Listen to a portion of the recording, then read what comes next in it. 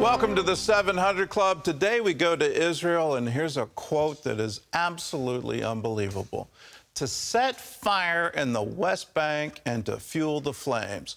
Well, that's what Iran has openly declared to do to Israel. And already this year, Israeli security forces have foiled more than 300 terror plots. Break the Wave is the name of the counter-terrorism operation that Israel has launched in response to the surge of attacks. Julie Stahl has the details.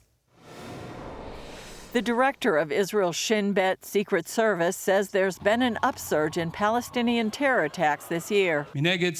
We foiled 312 significant terrorist attacks, stabbings, shootings, suicide attacks, and have made 2,000 arrests. Speaking at a counter-terrorism summit, Ronen Bar pointed to a massive increase in shooting attacks against Israeli troops and civilians in the West Bank.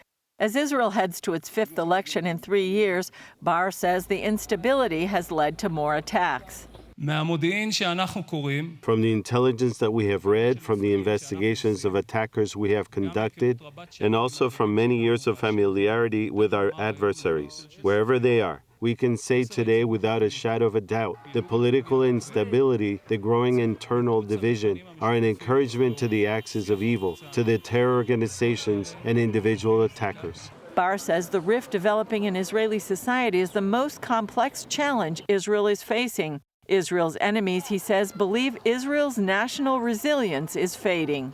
In an operation called Break the Wave, the IDF stepped up its counter-terrorism raids in Palestinian areas a few months ago. According to Israel's public broadcaster Khan, that led to a warning from Egypt urging Israel to back off, saying it worries about an escalation and possibly the situation spinning out of control. Bar calls Iran the underlying problem, a sentiment echoed by former Israeli intelligence officer Avi Melamed. The Iranian regime says openly that their intention is to set fire in the West Bank and to fuel the flames in the West Bank. According to Melamed, another contributing factor behind the violence is that the Palestinian Authority is at a crossroads. The term of the Palestinian president, Mahmoud Abbas, seemingly is towards the end. There is already an ongoing process where potential rivalries are kind of like taking positions. There is a lot of weapons in the West Bank. Should Abbas leave the picture, Melamed describes one scenario being a power vacuum leading to an internal armed struggle between Palestinian factions. And even now, there's weakening of the Palestinian Authority's sovereignty in parts of the West Bank in places like Jenin, Hebron, and Nablus. This is a very alarming process, and this is, by the way, one of the major reasons Israel is constantly and recently increasingly intercept that phenomenon, and particularly in those hubs or pockets. According to Bar, the PA security forces need to be strengthened in order to restore calm, and their public wants that too. But it's up to the PA to do it. Julie Stahl, CBN News, Jerusalem. Well, the ideology is what's really fueling this, and it's an ideology of destruction.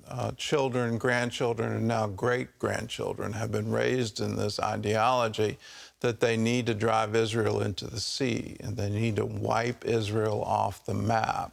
They have no concept of a two-state solution. They don't want it at all. They've never even tried to build for it. What they want is Israel to go away. They want to go back to something that they can't ever go back to. And when you look at the history of this region, whether it was under the Ottomans or under the British Mandate or under Jordan and Transjordan, there was never this independent state for centuries. And so it literally makes no sense to me. We have to look at that ideology and call it out for what it is, and it's evil, and it's absolutely being fueled by Iran. They're funding Hezbollah, they're funding Hamas, they're trying to incite violence and kill Jews. That's what's behind all of this. There's another thing going on, and I just feel that we need to call it out. It's the political instability in Israel. The number of elections that they've had is actually emboldening their enemies to say, let's take advantage of them while they're weak and while they're divided. My prayer and my hope for both Israel and the United States is that we would find a way to get through these political divides and realize it's worth it. It's worth it for the freedom of the world. It's worth it to have a free and stable Israel. It's worth it to have a free and stable United States.